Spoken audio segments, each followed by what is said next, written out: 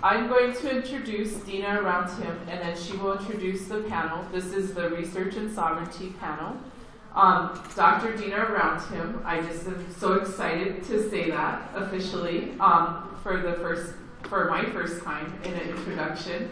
Deana around him is a citizen of the Cherokee Nation and is currently a postdoctoral fellow in the Research and Practice Development section of the Nursing Department at the National Institutes of Health Clinical Center, where she works with Dr. Teresa Baraki on a community-based participatory research project focused on addressing trauma on a Northern Plains reservation through a parent-child intervention. Dr. Roundham earned a Bachelor of Arts in Community Health from Brown University in 2004 and a Master's of Science in Society, Human Development, and Health with a concentration in maternal and child health from the Harvard School of Public Health in 2008. Between these programs, she taught high school science on the Pine Ridge Reservation for Teach for America South Dakota chapter. In May 2014, she defended her dissertation on mental health and birth outcomes among American Indians in the Northern Plains for the Doctor of Public Health program in the Department of Population, Family, and Reproductive Health at the Johns Hopkins Bloomberg School of Public Health. Her primary interests include development and adaptation interventions to meet the needs of American Indian communities, maternal and child health, translation of research to practice, culturally responsive assessment, and evaluation in building public health practice and research capacity in Indian country. And she's also my wonderful sister-in-law. So I will have Deana introduce the panel. Dr. Deana.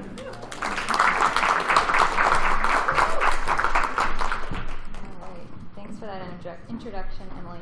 And I'm really happy to be here today talking about research and sovereignty and introducing this panel because I think it's two areas where at the heart of the research that I do is ensuring that tribes have the capacity to do what they want and making sure that the work that I do in my own research is meaningful to our tribal communities so that they can exert that sovereignty in the work that they're doing and the programs that they're building. I think the Doctor of Public Health is sort of a degree that people don't hear about often, but it's something that brings together those aspects of research and practice in a way that is a little bit different from a traditional PhD, and that's why I chose that track. So the topics today, health research, we've heard throughout the day yesterday and this morning that research is an important tool for our communities, and over time we know that our tribal communities have experienced both benefits and drawbacks of participating in research. But we also know that tribally driven approaches and regulatory practices have been building in our tribal communities and can be a way for us to exert our governance over with our people so that we're ensuring the health of our community members. And I think that if we have good quality health research, we can really make sure that we strengthen tribal decision making and support tribal self-governance. So we have two great speakers here today to talk about their experience. They've been leaders in a variety of areas in both health and education, and they'll speak to how there's an interplay between research and tribal sovereignty and give us some lessons that they've learned along the way. So we have Dr. Leander, Russ, McDonald, and we've heard from Dr. McDonald a couple of times in our opening sessions. And he's the president of the United Tribes Technical College in Bismarck, North Dakota, and he recently served as chairman of the Spirit Lake Dakota Nation. So I think we know he has a wealth of experience in the field of tribal universities and education, and he's also been a tribal leader, so he brings both of those perspectives together. And we also will be hearing from Dr. Don Warne, who's professor and chair of the Department of Public Health in the College of Health Professions at North Dakota State University, which is a unique program that focuses on American Indian health and brings that together with public health. And he is also the senior policy advisor to the Great Plains Tribal Chairman's Health Board and a member of the Oglala Lakota tribe. So join me in welcoming both of them, and we'll hear from Dr. McDonald first.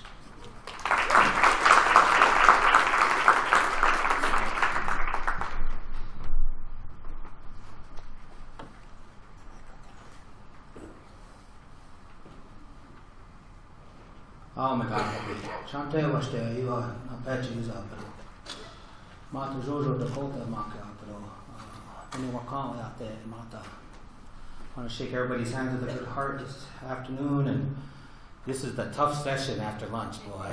I know. Those guys sit waiting in the back, they're kind of trying to nod on us here. Well, we again appreciate the group for allowing us to come and present a little bit, inviting us to come and share a few thoughts and actions. The thing that I've seen today, though, that I'm really glad to see is that we have a lot of youth here, a lot of students here. And I just want to ask them to stand up at this time and let's recognize them for coming and participating in this important mission.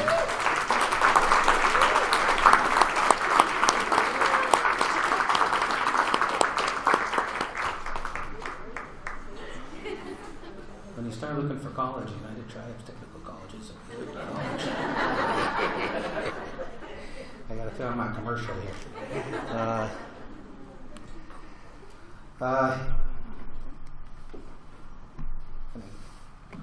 I'm kind of a roamer, and then sometimes I kind of like to use my hands when I talk to you. So I think we're all storytellers, and that's when we ask to present like this, we end up kind of doing that.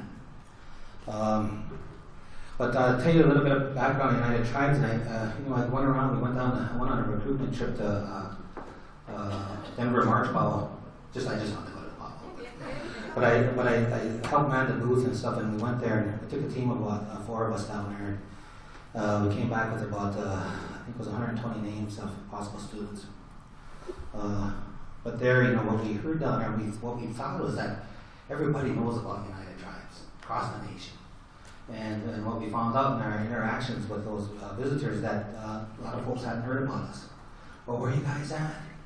Where are you located at? And what do you all provide? So, so I put this here. United Tribes Technical College was founded in 1969 as an intertribal organization. The United Tribes of North Dakota Development Corporation.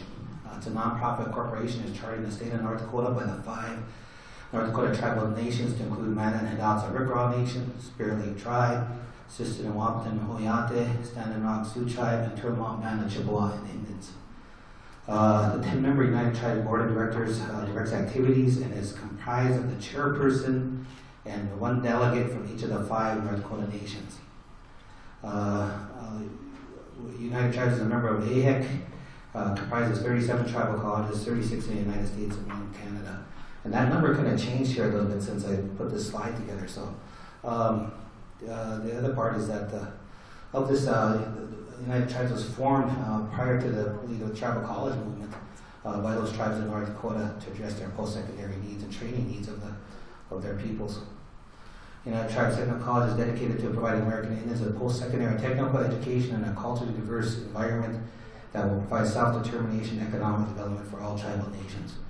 Just talking about mission statements, I've been in office now there for about 8 months, and I was coming from this perspective that we need a mission statement that's short, so we're having strategic planning next month, and that mission statement's going to be a little bit shorter when we come out of there. So something we can remember. As we talk about sovereignty, and I think that we've heard some good statements today from and yesterday in the presentations in regard to different definitions, and they're pretty much all the same. But I wanted to. I'm currently area vice president for National Congress of American Indians and for Great Plains area, and this is really a chairman's position. But I was kind of serving in that capacity, and then I went to the chair and said, "I'm not a chairman no more. And we want somebody else in there." And they said, "Well, how long's your term till October?" "Well, just stay in there, and we'll figure out who we're going to replace you with now then." So I'm still sitting in there yet. But sovereignty, according to NCAI, is a legal word for an ordinary concept, and really what it comes down to is the authority to self-govern and the inherent powers of self-government. And I heard Mark Van Norman talking one time on this session. And he talked about this inherent right. And in it, he talks about the United States Constitution. And in the United States Constitution, it recognizes our right as sovereign nations, as individual nations. And so when we see that within the document in the United States, we've got to say, well, the guys who created the Constitution recognize this. Why? And that was the first question that came to mind as I heard Mark presenting, and he answered that. And what he said was that we partnered with the Brits, and in his partnership, we partnered with the colonists in order to defeat the British. And as a result of that, we were recognized within the Constitution. So, I mean, it's a little bit more eloquent than Mark says it, but basically that's what it comes down to. So I think that's so important for us. But individual perception of sovereignty in contemporary times is based on land and the ability to govern with lands we occupy. You know, we start talking about sovereignty and ability to enforce sovereignty on our reservations within our land boundaries. And kind of have to take it down home. You know, I like to simplify things in my own mind. And my wife and I, we own 30 acres on the Warne Spare Lake Reservation. It's fee land. And on that 30 acres, nothing happens on that 30 acres without our permission. And that's sovereignty. That's sovereignty at our little family level. But I think that's where we need to go in regard to our governments and in regard to our tribal governments. Is that if we look at governments as a whole, then any land within their reservation boundaries needs to be owned by them. And we know what happened with the Dolls Act and Allotment Act, and that cut us apart a little bit, and a lot in some cases. And so we end up with checkerboard reservations. And so we have fee land sitting next to trust land, and as a result of that, I don't think we're able to govern as efficiently as we could have had we owned all those lands in accordance with the treaties that we went into with the United States government. You know, so for Spirit Lake, what they did is that they allotted land to each of the tribal members, and then whatever was left, they took it up to mine in North Dakota and sold it for 5 cents an acre. And so non-tribals or non-native folks bought it up, and as a result, we're a checkerboard reservation. And we all know the laws, we have no authority over white people on our reservation, so as a result of that, we're unable to govern within our boundaries. You know, so we look at all these instances of that, and then we look at it to how this applies to research. So in regard to research, in a sense, we heard it today. We heard a couple of different questions and comments. Is that tribal councils are the ultimate authority. They're the ultimate authority within our reservation boundaries. You know, so we see our tanchas, and they're sitting up our leaders, and they're sitting up front, and they make those decisions for us. And we're following the Constitution in contemporary times. But these are not a whole lot different than our historical times, except we're following paperwork now. But if you look back at those, these township societies and these councils that governed our camps, and so if we had any issues within our camp, then that our family leader would take our issue up to that council and share that issue with them. And then they would, as a council, try to remedy that issue that we had as a family or as an individual tribal member. And that was the structure. We didn't all go right up there and all around. You know, and so that's how we were structured the way we did things. And I think what needs to happen as we continue to grow, continue to understand ourselves as governments within contemporary times, we're needing to work through that. So everything that happens within our nations right now, we see a lot of discourse happening, and I think we need to work through that. That's part of growing. Those are some of the things that have to happen, that have to occur in order for us to get to where we need to be. But we always come back to who we are as tribal peoples. So us, we're on my dad's side, we're from Dakota, on my mom's side, we're on Dakota, and Hudson. You know, so, but from Monroe, we're at Spirit Lake. So in either case, I think we need to recognize those things. And it's very important for us. Very important for us to recognize the culture of our peoples in regard to what we develop. So, very important. Historical research context, I want to bring it back home to what I'm supposed to be talking about today, besides sovereignty, is that research is not a new concept to native populations. And I want to share a story with you, and it was shared with me probably about 10 years ago. But it was a grassland story, and it comes from Rocky Boy. And there was a young man in our community doing a wellness workshop, and he talked about this, and he talked about this grass dance and why this grass dance came to their story. And I know we all kind of got our own stories on this, but their story was kind of, I just liked it, and I thought it really kind of fit here. And if you think about it, I mean, Rocky was kind of Great Plains a little bit, you know, so they're kind of on the mountain side there, you know, but on the Afghanistan story, what they would do is that they would go around their camp, they would identify young men, and they would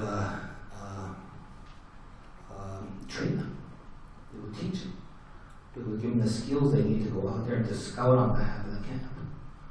And so they would, and what they would do is teach them cover and concealment. So back in those days, if you listen to those old stories, is that prairie grass was really high. And so what would happen is that they would tie these grass on their bodies, and then they would, would teach them how to move like the grass, and then they would teach them how to walk through that grass and move around. And what they would do is they would sneak up to these camps, enemy camps, and stand at the edge of that grass, because you know wherever you're camped at, that grass is going to be laying down. So they would stand there and observe everything. They would see how much guards they had, where they kept their food, how many horses they had, how many fighting warriors they had, how many women they had in case they wanted to steal a new wife. Just joking. All the women looked at you mean, right? Or I suppose a woman could have find a new husband, so let's just try to be equal here. So they would look around and observe all that, and they would back out, and they would go home, and they would report to their township, to their leaders, what they had seen, and then their leaders would make a decision on whether or not they wanted to make a raid on that camp, if they wanted to, maybe trade with them, maybe try to collaborate. You know, so they would do these things and make these decisions. But the point I'm making is that these things are so important for us to understand in the historical context and in regard to our culture, how things apply today. We have to do that if we're going to be successful. I think the thing is that if we get who we are, then what are we? And I think that so therefore culture is being so important. The other part is that looking for some kind of a model for defining research. So I like the community-based research, whatever we're going to call it, participatory action research, community-based participatory action research. So there's so many terms out there, but it's basically the same model. And the model is that according to ARC here, is that 4 issues should be considered by researchers when conducting community research. Interaction with the community as partners, not just subjects. So if we're looking at this as a tribal government, then perhaps we have a research agenda by our nations. And any researcher that comes to see us, we say, here's our research agenda, do you fit here or not? And if you don't, we think maybe in 5 years you might fit, but for right now, this is where we're at. If you want to do research here and it fits within what we want, what we deem is appropriate for our people, what is beneficial to our people, then we will allow you to do research here. And that's the authority of tribal government. That's sovereignty within our lands. Use of community knowledge to understand issues and develop interventions. When we talked about the culture, already the importance of understanding that, and having people at the table that are experts within our community. Community involvement in the design and the outcomes. A lot of times you say, well, how are we going to interpret that? And we need to be at the table for interpreting the results of those outcomes. And immediate benefits. We need to see benefit from the work that's being done. Native focused research. We look at that and we recognize the importance of our youth here today. And we recognize the importance of the future researchers to come and help us in this work. A long time ago, Gallup was up in North Dakota and they did an alcohol and drug survey. And that's how I first got into this stuff.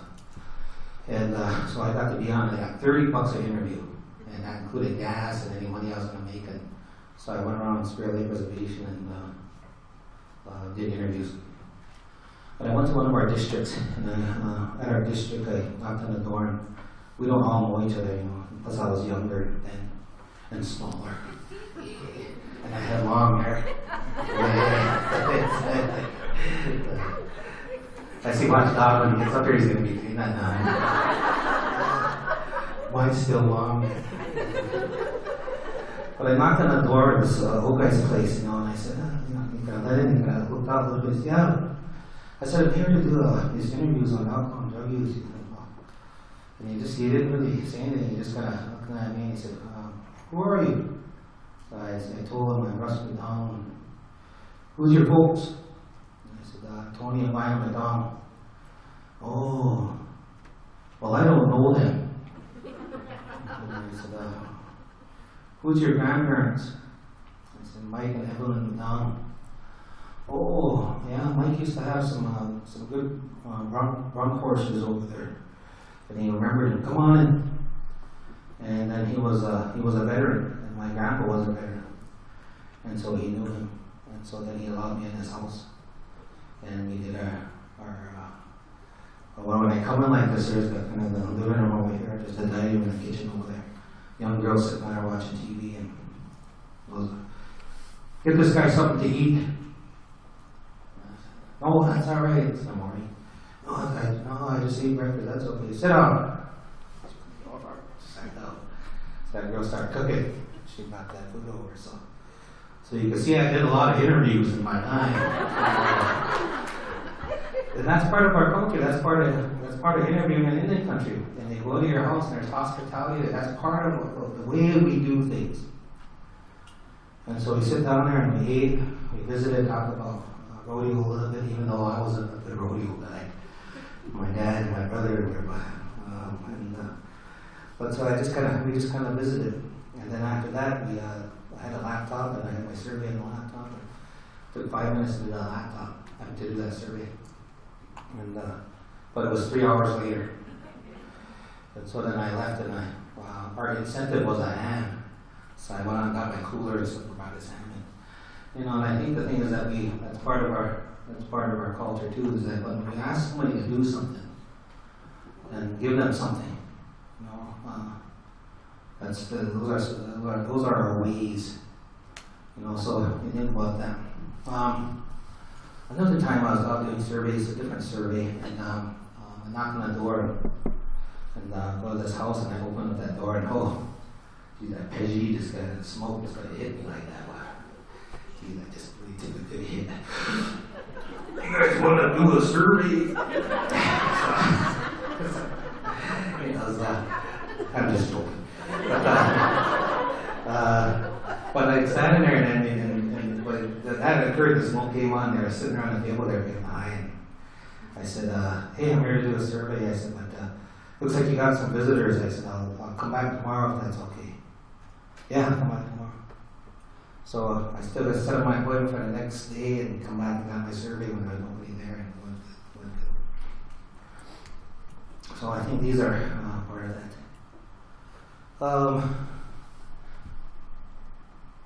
Research emphasizing sovereignty. Tribes retain ownership of the data. I think we get into a lot of time with researchers, we think it's ours. And if it's out here, if it's out the res, then it kind of is ours, I guess, and the university that we may work for. But on a tribe, on a reservation, in a tribal community, that belongs to the tribe. Data analysis, publication, and our presentation must be approved by a tribal council. And I really like the Navajo Nation's code. They're kind of one of the first guys, kind of the leaders in that. I think a lot of the other work that came out later was based on regard to codes. And they're been pretty good about that. We did some stuff at the National Research Center on Native American Aging and put those protocols together. And they're still using that on their website yet. It's a few years back in regard to that resolution. But I believe we included everything that was beneficial to tribes in regard to that resolution. And I think that's a good model in regard to working with tribes. And it does recognize their authority in regard to the ownership of that data and everything else that happened to that research. The other part in regard to is the importance of data archives. And if you can set them up in chronological order, and I know that CRCAIH, it almost sounds like an Indian word a little bit, but CRCAIH has been providing some resources to tribes to do that. And I know Spirit Lake and Juanita are trying to pull that together from the atmosphere league. But it's so important for us to have that information archived up. The other part is that it provides an opportunity for trend analysis and see if any changes have occurred over a period of time. The other piece of that is that in regard to students, graduate students wishing need data in order to complete their thesis or dissertations, that information is available to them to do that. And it also allows for some additional mining of those data sets. Research benefits to the tribe, compensation to the participants always. We recognize their community expertise in regard to them filling out our survey, our focus groups.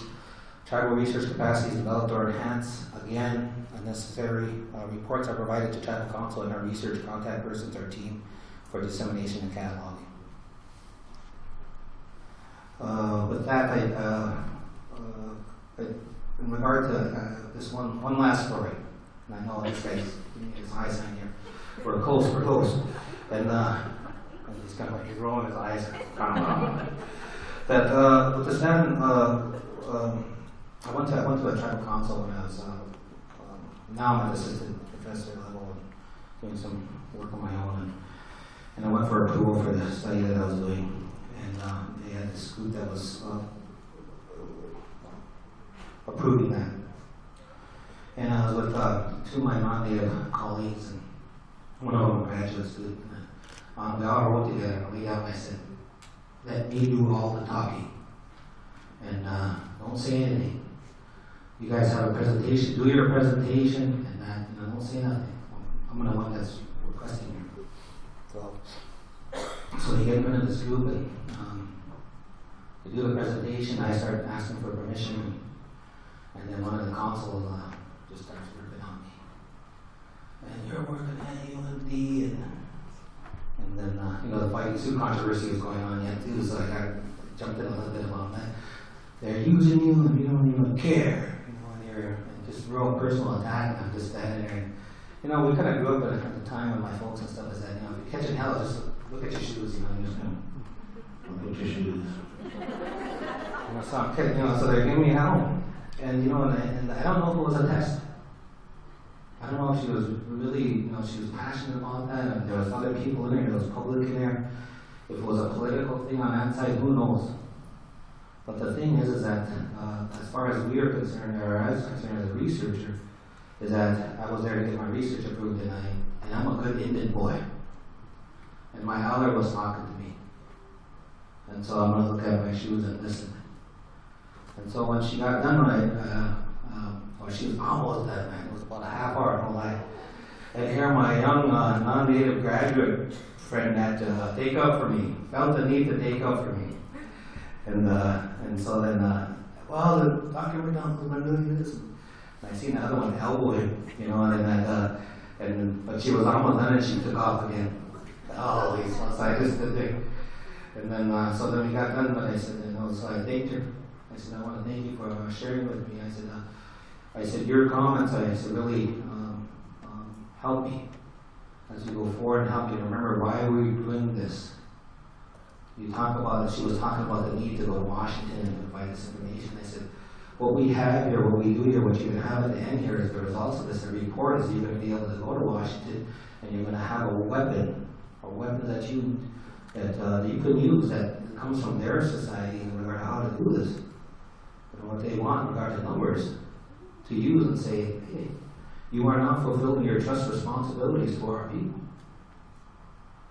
And so, anyway, then there was some community members out and talking for me, and then they went out, and they come back and they approved it.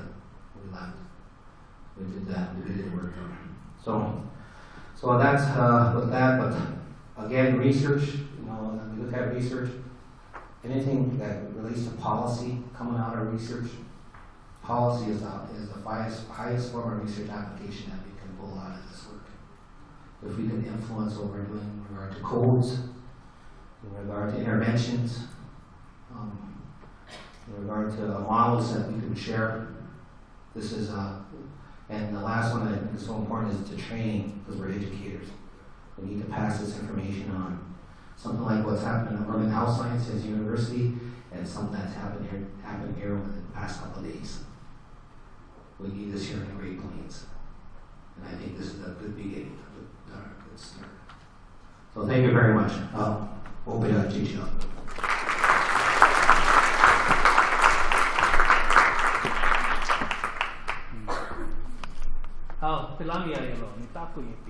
Hello, thank you, and welcome to all my relations here today. Again, my name is Dr. Don Warne. I'm Oglala Lakota, originally from Kyle, South Dakota. It's a medicine root district. And I've had a lot of different experiences in healthcare over the last 20 years. I actually graduated from medical school 20 years ago this month. It's kind of hard to believe that much time has gone by.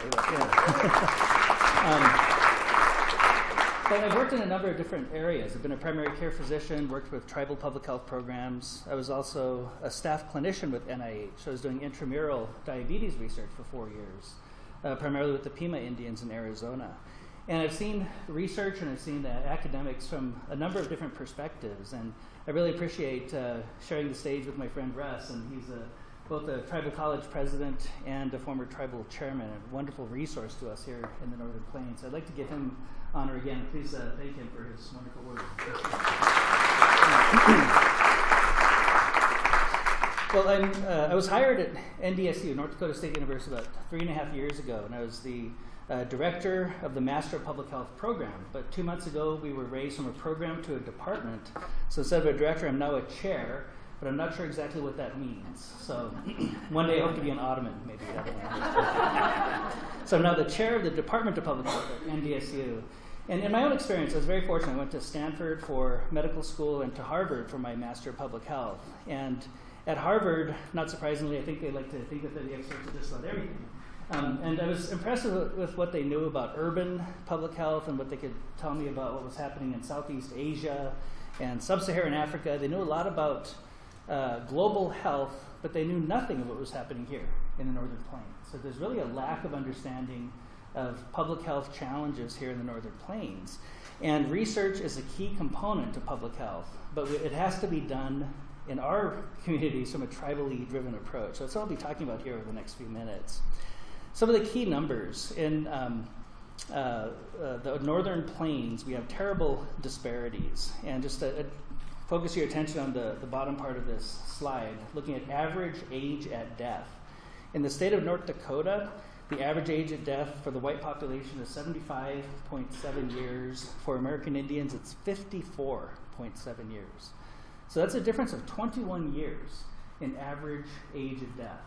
And this is third world health conditions. And I think one of the things that we need to remind ourselves is that we do not have to cross an ocean to find third world health conditions. It's right here, particularly in the Northern Plains. And if we look at for those who like data, I know there's a lot of data people here, so I have to have a good data slide. But this is looking at state mortality rates from all causes of death. And you can see that the rate ratio of 2 basically means it's twice as high. So the mortality rate for American Indians in North Dakota is double that of the white population, and in South Dakota it's even more than double, 2.1. So what that's telling us is that our people are dying at a tremendously high rate, and typically at a relatively early age. So why is that? Why do we have such early mortality? Well, that's a research question. It requires data, it requires analysis, it requires hypotheses to test. So in many ways, when we're looking at research from a tribal perspective, it's not that we're doing this out of convenience or that we're doing this out of academic interest. It's a vital necessity if our tribes are going to survive. We need to understand what is at the root of some of these terrible disparities. And again, we have a public health program, and since Russ could recruit to United Tribes, if you're interested in a Master of Public Health, let me know. We have a very good one at North Dakota State University. But this symbol is used a lot in public health to talk about the essential services of public health. And there are 10 of them. It includes monitoring diseases in populations, investigating outbreaks of diseases, educating the public, health education, mobilizing community partnerships, developing policies to affect health, enforcing those policies, linking people to essential health services, assuring a qualified workforce, and the 9th and 10th essential services in public health are evaluation and research. And I think that historically, what we have seen in our populations is that there are very good programs scattered throughout Indian country. And I think we do a good job at the grassroots level of developing programs, but we have not historically done a good job at evaluating them. If you look at CDC guidelines for best practices or evidence-based practices, they put out reports every year on evidence-based practices. Just last year, there was one on tobacco control. CDC, official evidence-based practices for tobacco control. Not one of their evidence-based practices included a tribal program. And we know we have programs that work, but we haven't done the research, we haven't done the evaluation to show the effectiveness. And the challenge there is that quite often funding is linked to whether or not you're going to be using evidence-based practices or best practices in public health. So from my perspective, really at the core of what we need to do in public health involves research. And the biggest difference between research and public health in medicine and public health is that in medicine, we're treating individual patients, whereas in public health, we're trying to address things from a population health perspective. And we need to have a broader approach. Indian Health Service alone is not going to solve the problems like diabetes or suicide. We're not going to prevent suicides in the hospital. We're not going to prevent diabetes in the hospital. It has to be done in the communities. But what are the best ways to do that? That's a research question, and it's unique to each community. And unfortunately, we kind of take a one-size-fits-all approach to much of our healthcare decision-making and program development. Even though we know populations are different, cultures are different, we tend to take a one-size-fits-all approach. And I think that the more we can build research capacity and infrastructure at the tribal level, the more we can develop culturally relevant and community-based programs that are more applicable. So when I look at the research paradigm, and again, I worked as a staff clinician with NIH for a number of years, and we kind of followed this paradigm in which there's a research institution like a university and a funding agency like NIH or other funding agencies. And they work in partnership to try to get results. And they use some sort of a laboratory setting. Well, typically the community has been treated as the lab. So the community is the lab from which we draw data. Community members are subjects from whom we collect data. But in truth, that's not a good approach when we're trying to be respectful of communities. When I was working at the NIH, we had some of the best diabetes researchers and kidney disease researchers in the world. And we were studying a particular tribe in southern Arizona. And we were getting anecdotal reports that a related tribe in a different part of the state was having high rates of renal failure. People actually presenting in kidney failure, and they actually hadn't yet been diagnosed with diabetes. So really poorly managed, obviously. And when I heard that, my first thought was relatives. You know, these are someone's aunties, uncles, grandparents, parents, siblings. The first thing that the researcher said was, I would love to mine that data. I would love to mine that data. Human beings are not a data set, right? We are actually people, and we need to be respected as people first and foremost. Now, do we need research? Absolutely we do. But we need research to be conducted in a culturally relevant manner, but also in a humane manner. We need more of our own people going into research. We need more of our own principal investigators. And it is very heartwarming and exciting to see the number of students who are here today. Well, and I know Russ did talk a bit about it as well, looking at community-based participatory research models, and there's all kinds of models and paradigms. But the way I look at it is that there still is a research institution, whether it's a tribal college, university, or otherwise, a funding agency, and then the community should be an equal partner. Now, we could define results in terms of publications. You know, if you're at a university and if you want to be tenured, you have to publish, right? It's publish or perish. So the goal for the researcher in many cases is the publication. The funding agency like NIH, they have to testify before Congress to show what they've accomplished with their budget, with their money. So they have to show advances in science. But the community wants direct benefit. If they're going to participate in research, they want to know that there will be benefit. And I really believe that if we're looking at benefit to the community as a result, we're strengthening the science.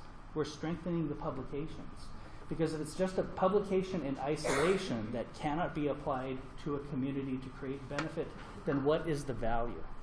We cannot just be an academic exercise. We have to be able to apply these findings to improve health status in our populations.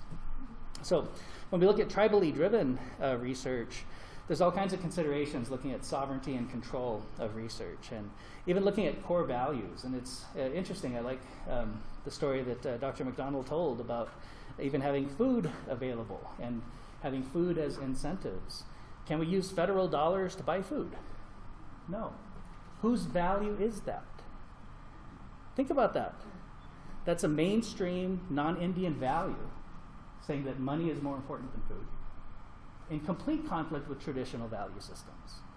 So if we want to have a federal grant, we have to follow a value system that's outside of our own, on that very basic level. And that's just one example of many examples of differences in values and differences in beliefs.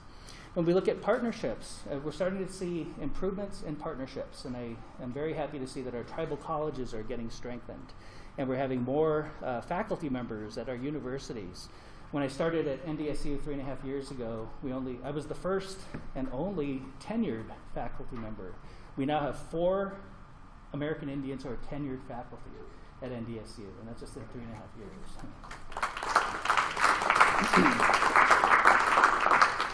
In terms of protection, we talk a lot about human subjects protections, right? There's even an office of human subjects protections. When we look at working with tribal communities, we also have to think about community protections.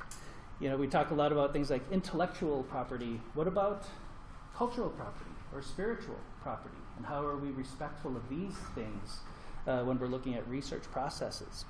And when we're looking at protecting a community, quite often it's related to community belief systems or creation stories. And I'm sure many of you have heard about the Havasupai story in Arizona, in which blood samples were collected for diabetes, but then their DNA was replicated and studied for all kinds of things that they did not approve. One could argue that the individual human subjects were not harmed, but the community was. So we also have to think about community protections. It's not just about individual human subjects participating in research. How are we protecting the entire community? One of the projects I worked on when I was in Arizona, I worked as the Health Policy Research Director at Intertribal Council of Arizona for several years. And one of our projects was to develop an inventory of tribal research agendas. And what has happened, I think, historically, is that researchers have their agendas, quite often related to the latest RFA, right? The agenda is quite often driven by the funding stream. And then they'll develop a hypothesis, pitch the idea to a tribe, and if a tribe agrees to participate, they call it community-based participatory research. But it's really not. It's not based in community priorities. So what we did in Arizona, and we're in the process of starting to do that in North Dakota, is work with the tribes who want to work with us to go through a process of key informant interviews and focus groups and getting actual tribal council resolutions to develop a formal community-based research agenda. What's important to the tribal communities? And quite often we found things that we didn't expect. In some communities we thought diabetes would be the #1 concern. It was actually renal cell carcinoma. There was a small cluster of kidney cancer in one community, but we didn't know about it, but the community members did. And that was their priority. So we have to look at the tribe's agenda. We can't just assume that the researchers have all the appropriate questions. And one example of that, when I was working at NIH, there was a documentary on PBS talking about increasing rates of diabetes in the United States. And one of our researchers from NIH was actually on PBS saying that this population of American Indians is exposed to the exact same diet as everyone else, but they have higher rates of diabetes. So after it aired, the next day at work, I said, well, what about the commodity food program? You know what he said? What's the commodity food program? This is a national expert going on national TV, has no idea what he's talking about. We need more of our own people in these arenas. And certainly the connectivity to culture is absolutely vital if we're going to be effective. And I look at our research really as consistent with traditional beliefs. And if we think of research as helping us to understand the effectiveness of new approaches, and we think of evaluation as assessing the effectiveness of intervention designs, That's consistent with what we've done for centuries. And I love this quote from Sitting Bull. Let us put our minds together and see what life we can make for our children. Let us put our minds together and see what life we can make for our children. And ultimately, that's the goal for research in our tribal populations. And so we need to think about future generations, and we need to ensure that the work that we're doing is going to have a meaningful impact on improving the health and the lives of those future generations. I think in the interest of time, I'll go ahead and stop there and leave time for questions. Wopila, pilami ayolo, mitapu.